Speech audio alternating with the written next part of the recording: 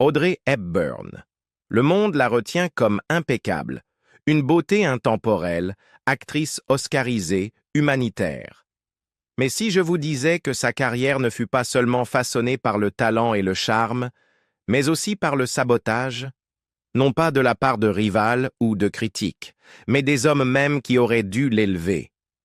Pendant des années, Audrey garda le silence sur les batailles privées qui lui volaient sa joie et érodèrent son héritage.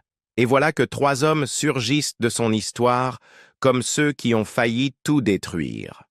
William Holden, l'aveu cruel qui brisa Audrey. À l'âge d'or d'Hollywood, Audrey Hepburn semblait intouchable. Avec son élégance de cygne, son Oscar pour ses débuts dans Vacances romaines et l'aura d'une princesse européenne, elle était devenue la coqueluche de l'industrie. Mais derrière les robes immaculées de Givenchy et le sourire éclatant se cachait une jeune femme qui faillit tout perdre. Son image, sa réputation et ses rêves de maternité à cause d'un homme, William Holden. C'est l'histoire tragique et cachée de la manière dont Holden a failli détruire la carrière d'Audrey Hepburn et de la lutte qu'elle dut mener pour préserver sa couronne. Nous sommes en 1953 et Hepburn était déjà une révélation. Elle avait battu Elizabeth Taylor pour le rôle de la princesse Anne dans Vacances romaines et remporté l'Oscar de la meilleure actrice. Elle était, selon le biographe Edward Epstein, un symbole de grâce et de noblesse dans une industrie obsédée par le scandale. Arrive William Holden, le Golden Boy d'Hollywood, de 11 ans son aîné, marié et père de 3 enfants. Ils se rencontrent sur le tournage de Sabrina en 1954, une production chaotique. Humphrey Bogart détestait travailler avec Hepburn. Le scénario était réécrit chaque jour et les tensions explosaient. Mais au milieu de cette tempête, Audrey se sentit attirée par Holden. Elle l'appellera plus tard son ange gardien. Il la guida sur le plateau, l'aida à apprivoiser la rudesse d'Hollywood et la fit rire. Pour Audrey, il était l'homme le plus beau qu'elle ait jamais rencontré. Pour Holden, elle était plus qu'une aventure. Il avoua « Avant même de la rencontrer, j'étais amoureux d'Audrey Hepburn. » Leur alchimie, à l'écran comme hors champ, était électrique. Mais c'était un amour dangereux, car Holden était marié à l'actrice Ardis Ankerson, et Audrey bâtissait une carrière fragile sur une image d'innocence. Holden avait l'habitude de présenter ses maîtresses à sa femme. Ardis, habituée aux infidélités de son mari, fermait généralement les yeux. Mais quand Audrey franchit le seuil de la maison des Holden, Ardis ressentit la peur. Epstein écrit « Les autres femmes que Bill avait présentées étaient belles, mais pas comme elle. Audrey Hepburn était le pire cauchemar d'une épouse, cultivée, gracieuse et impossible à ignorer. » Hardy exigea qu'Holden rompe. Il refusa. Pour Audrey, le danger était immense. Si la presse découvrait qu'elle était la maîtresse d'un homme marié, son image soigneusement construite de princesse d'Hollywood se serait effondrée du jour au lendemain. Si cela avait été rendu public, avertit Epstein, cela aurait été catastrophique pour Hepburn. Elle aurait été cataloguée comme briseuse de ménage. Elle vivait chaque jour avec ce risque pour un homme qui ne pourrait jamais vraiment lui appartenir. Le point de rupture arriva quand Audrey confia son rêve le plus profond. Avoir des enfants, 3 ou 4, et se retirer d'Hollywood pour les élever. Mais un soir, alors qu'ils discutèrent de prénoms, le visage d'Holden se figea. Finalement, il avoua la vérité. Des années plus tôt, à la demande de sa femme, il avait subi une vasectomie. Il ne pourrait jamais avoir d'enfant. La réaction d'Audrey fut dévastatrice. Epstein la décrit le regardant comme une enfant blessée et déconcertée. Elle se sentit trompée, trahie, son avenir volé. Il lui dit la seule chose, la seule, qu'ils ne pourraient jamais avoir ensemble. Des enfants, écrit Epstein. Pour une femme qui croyait que la famille était tout, cette révélation signifia la mort de leur amour. Elle mit fin à l'affaire sur le champ. Mais le mal était fait. Les rumeurs circulaient discrètement dans les cercles d'Hollywood. Certains murmuraient qu'Audrey Hepburn avait failli briser un mariage. D'autres affirmaient qu'elle s'était laissée distraire sur le plateau, obsédée par sa passion. Le studio craignait le scandale. Paramount, déterminé à protéger son investissement, l'obligea à accepter un arrangement humiliant. Ses fiançailles avec l'acteur Mel Ferrer seraient annoncées lors d'une soirée organisée chez William Holden, en présence de sa femme. La scène fut insupportable. Hepburn, forcée de sourire, Ferrer à son bras, Holden les observant d'un regard éteint. Elle évitait les yeux de Bill, se souvint Epstein, tandis que Holden semblait porter encore la flamme. C'était la manière du studio de dire « Audrey Hepburn est intouchable, pure, sûre pour le public ». Mais à l'intérieur, elle était brisée. Si Audrey tenta d'avancer, Holden n'y parvint pas. Il admit des années plus tard « J'étais follement amoureux d'Audrey Hepburn, mais elle ne voulait pas m'épouser. » Incapable de la reconquérir, il se noya dans l'alcool et une succession d'aventures. Grace Kelly, Jacqueline Kennedy, d'innombrables autres. Il se vanta même qu'après Audrey, il s'était donné pour mission de coucher avec une femme dans chaque pays qu'il visitait, tentative amère d'enterrer sa perte. Professionnellement, il déclinait. Personnellement, il sombrait. Il divorça d'Hardy, provoqua un accident mortel en Toscane qui lui valut une peine avec sursis et devint de plus en plus connu pour sa dépendance que pour ses films. Comme le déclara un jour le réalisateur Billy Wilder. Leurs carrières étaient formidables, mais ni Audrey ni Bill n'ont trouvé le bonheur dans leur vie privée. En 1964, 10 ans après Sabrina, Audrey et Holden se retrouvèrent dans Paris brûle-t-il. Elle était désormais mariée à Ferrer, mère et une icône mondiale grâce à Diamant sur canapé. Holden, lui, vieillissait, luttait contre l'alcoolisme et restait hanté par son amour perdu. Il vit ce film comme une chance de raviver leur flamme. Au contraire, il devint un rappel public que leur magie avait disparu. Les critiques surnommèrent le film « Paris when it fizzles ». Holden avoua qu'arriver à Paris ressemblait à un condamné marchant vers la potence, car il devait affronter Audrey et ses propres démons. Un soir, ivre et désespéré, Holden grimpa à un arbre devant sa loge, espérant attirer son attention. Lorsqu'elle ouvrit la fenêtre, horrifié, il tenta de l'embrasser. « Bill, arrête !» cria-t-elle. Il chuta de l'arbre sur une voiture, se blessa et s'enfonça davantage dans la boisson. Pour Audrey, ce fut la preuve ultime qu'Holden n'était plus l'homme qu'elle avait adoré. Holden mourut tragiquement en 1981, seul dans son appartement de Santa Monica, après avoir chuté et s'être fracassé la tête sur une table de nuit, ivre. Il se vida de son sang à 63 ans, le même âge auquel Audrey s'éteindrait 12 ans plus tard. Audrey Hepburn cimenta son héritage comme l'une des figures les plus aimées du cinéma. Pourtant, en privé, le souvenir de William Holden demeurait comme une ombre. Ses amis disaient qu'elle n'oublia jamais l'intensité de cet amour, ni la trahison qui l'avait détruit. Le biographe Barry Paris résuma sa douleur simplement. C'était un double coup. Elle voulait le mariage et des enfants. Holden ne pouvait lui offrir ni l'un ni l'autre. Mel Ferrer, le mari jaloux. Tout comme sa liaison secrète avec William Holden avait laissé son cœur meurtri, son mariage avec Mel Ferrer allait lui infliger des cicatrices encore plus profondes. Pendant 14 ans, Hepburn vécut dans une union marquée par la jalousie, le contrôle, les fausses couches et la trahison.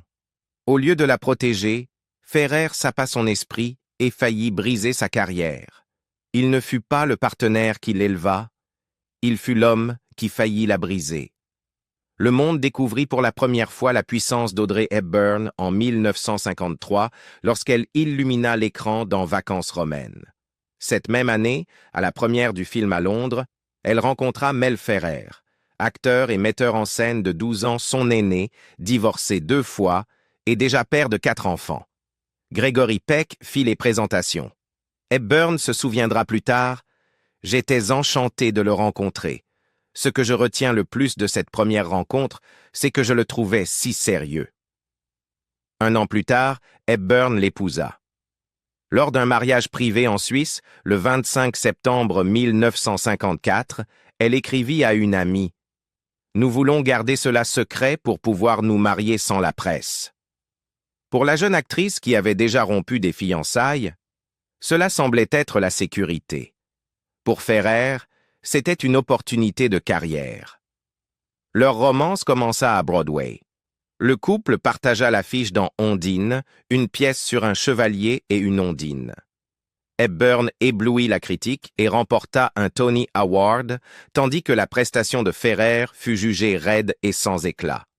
Déjà, leur carrière suivait des trajectoires différentes. Elle s'élevait, lui vacillait. 2 ans plus tard, ils jouèrent ensemble dans Guerre et paix. Audrey rayonnait en Natasha Rostov. Ferrer, encore une fois, s'effaçait. À Hollywood, on murmurait qu'il n'était que Monsieur Hepburn. Le ressentiment de Ferrer grandissait. Le metteur en scène Alfred Lunt fut catégorique. Ferrer utilisa le béguin d'Audrey pour lui afin de la gouverner d'une main de fer. Pour Audrey, la famille signifiait tout. Son père l'avait abandonnée à 6 ans, laissant une soif douloureuse de stabilité. Elle désirait des enfants. Mais les tragédies se succédèrent. Elle fit une fausse couche en 1955. En 1959, durant le tournage de The Unforgiven, elle tomba de cheval et perdit un autre bébé. 2 autres fausses couches suivirent en 1965 et 1967. La seule lumière vint en 1960, quand Audrey donna enfin naissance à son fils, Sean. Elle écrivit dans une lettre « Sean est vraiment un rêve, et j'ai du mal à croire qu'il est vraiment à nous pour toujours. » Mais même cette joie ne guérit pas son mariage. Au début des années 1960, Hepburn était devenue une reine de Hollywood. Diamant sur canapé, fidèle une icône mondiale. Mais tandis que le public l'adorait, Ferrer bouillonnait d'envie. L'acteur Robert Fleming, ami du couple, expliqua « Il n'était pas heureux d'être Monsieur Hepburn. » Les tentatives de Ferrer pour la contrôler s'étendaient à sa carrière. Il la dirigea dans Green Mansion, un échec. Plus tard, il la poussa à tourner Seul dans la nuit, qui lui valut une nomination aux Oscars, mais faillit briser ses nerfs. Dans les coulisses, on chuchotait qu'il jalousait sa gloire et manipulait ses choix. Hepburn dut même donner des interviews affirmant que Ferrer ne contrôlait pas sa carrière. Un signe évident que les rumeurs étaient devenues réalité. Sa mère, Ella Van Heemstra, méprisait Ferrer. Dans une lettre privée, elle le traita de « batracien à jambes maigres » et l'accusa d'avoir causé suffisamment de ravages pour longtemps. À la fin des années 1950, leur mariage n'était plus qu'une façade. Hepburn, vulnérable et seule, chercha de l'affection ailleurs. Elle se rapprocha du scénariste Robert Anderson pendant « Au risque de se perdre » et aurait eu un faible pour son partenaire de voyage à 2, Albert Finney. Plus tôt, elle avait secrètement aimé William Holden, qui la qualifiait de « grand amour de sa vie ». Ferrer, de son côté, accumulait les aventures. Même sur les plateaux, il flirtait ouvertement avec les figurantes. Le couturier Hubert de Givenchy, l'ami le plus proche d'Audrey, se souvenait. Son regard tombait sur lui en train de flirter encore. C'était très difficile pour elle, mais elle ne se plaignait jamais. L'humiliation et la trahison la rongeaient. Pour le monde extérieur, Ferrer et Hepburn semblaient le couple d'or d'Hollywood. À l'intérieur, c'était tout autre chose. Des proches décrivaient Ferrer comme froid, perfectionniste et souvent cruel. Sean Hepburn Ferrer, leur fils, avoua plus tard « J'étais conscient dès mon jeune âge que quelque chose n'allait pas entre eux, qu'il y avait un décalage. » Audrey se battit inlassablement pour maintenir le mariage, surtout pour Sean. Enfant du divorce, elle redoutait de reproduire cette douleur. Elle déclara un jour « Le divorce de mes parents fut le premier grand choc de mon enfance. J'adorais mon père et il m'a terriblement manqué dès le jour où il est parti. » Alors elle endura le contrôle de Ferrer. Elle endura ses liaisons. Elle endura le poids de sa jalousie. Mais à la fin des années 1960, la souffrance avait atteint sa limite. En 1966, Audrey tourna Voyage à deux, un film sur l'échec d'un mariage après 12 ans. Le rôle reflétait sa propre vie de manière presque insupportable. Givenchy se souvint d'un appel venu de Suisse. Elle semblait détruite. Elle m'a dit « Avec Mel, c'est fini ». Le 20 novembre 1968, après 14 ans, Audrey demanda le divorce. Ferrer affirma plus tard « J'ignore toujours quelles étaient les difficultés. C'est Audrey qui a demandé le divorce. » Mais pour ceux qui la connaissaient, les raisons étaient évidentes. Jalousie, contrôle et douleur. Le divorce laissa des cicatrices. Ferrer fit un infarctus peu après et sombra dans l'oubli. Il se remaria plusieurs fois, sans jamais retrouver la gloire de sa jeunesse. Audrey, libérée, porta pourtant le poids de la désillusion. Elle épousa le psychiatre italien Andrea Dotti en 1969, mais cette union échoua elle aussi. Ses dernières années, les plus paisibles, furent avec Robert Wolders, qu'elle appela l'amour de sa vie. Pourtant, les années Ferrer avaient laissé des traces. Professionnellement, elle faillit perdre son élan sous son influence. Personnellement, elle endura fausses couches, infidélité et humiliation. Elle confia un jour « J'ai essayé et essayé. Je savais combien il devait être difficile d'être marié à une célébrité mondiale, être en second sur l'écran et dans la vie réelle. » Pendant 14 ans, elle donna tout à un homme qui lui rendit si peu. Sa carrière survécut, mais son cœur souffrit. Burt Lancaster, le premier et dernier western.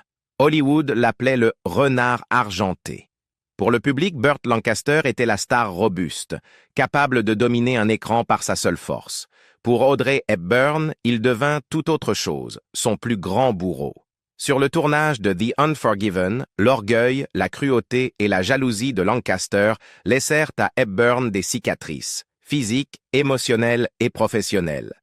Ce qui aurait dû être un pas audacieux vers un nouveau genre se transforma en cauchemar qui faillit mettre fin à sa carrière. En 1960, Hepburn était déjà l'une des plus grandes étoiles d'Hollywood.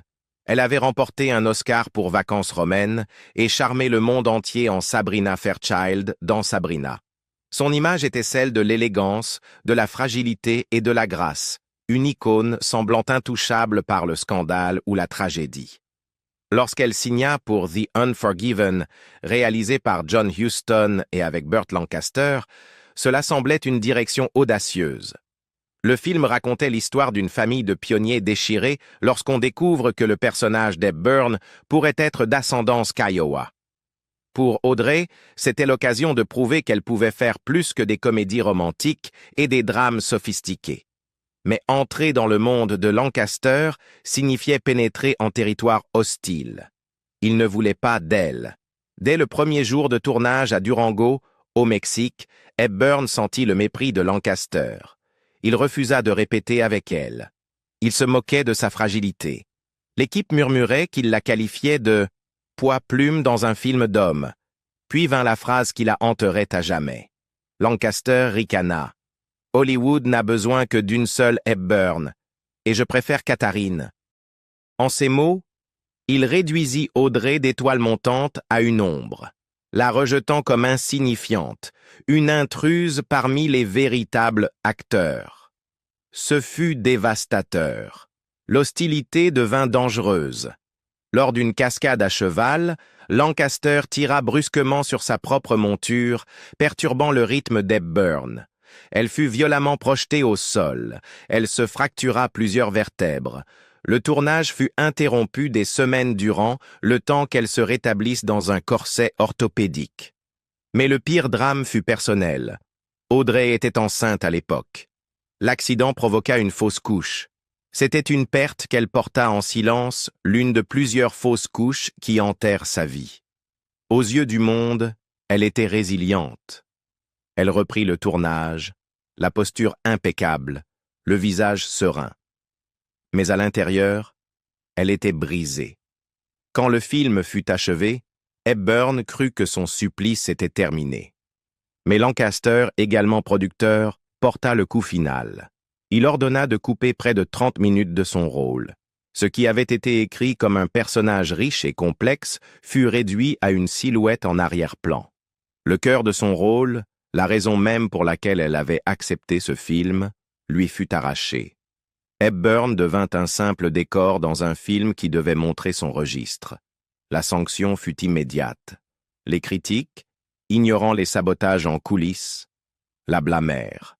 Variety ironisa qu'elle était terne, dépourvue de son étincelle habituelle. D'autres l'accusèrent d'être mal choisie, figée, déplacée.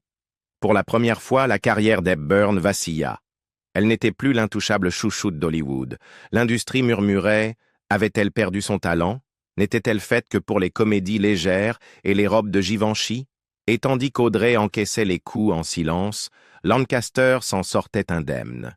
Sa réputation de dur, d'acteur intransigeant restait intacte.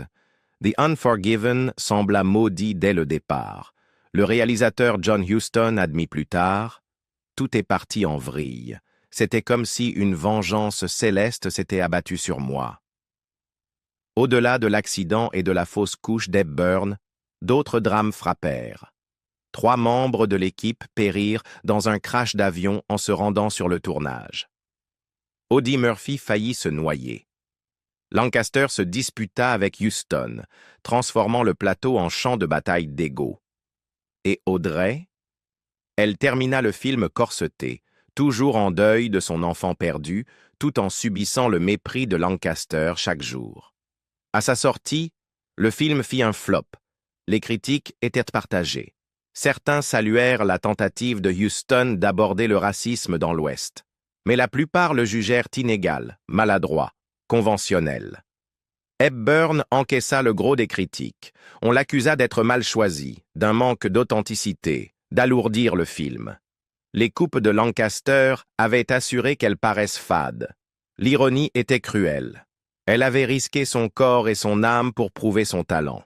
Au lieu de cela, le film faillit détruire sa carrière. Audrey ne tourna plus jamais de western. Après coup, Hepburn se replia. Elle se consacra à sa famille, cherchant à se remettre du traumatisme. 1 an plus tard seulement, elle offrit au public Diamant sur canapé un retour à la sécurité du glamour et du charme. Ce rôle la sauva, la consacrant à nouveau comme icône. Mais les blessures de The Unforgiven ne guérirent jamais vraiment. Elle avait enduré la douleur physique, le chagrin d'une fausse couche, l'humiliation publique et le sabotage d'un des hommes les plus puissants d'Hollywood.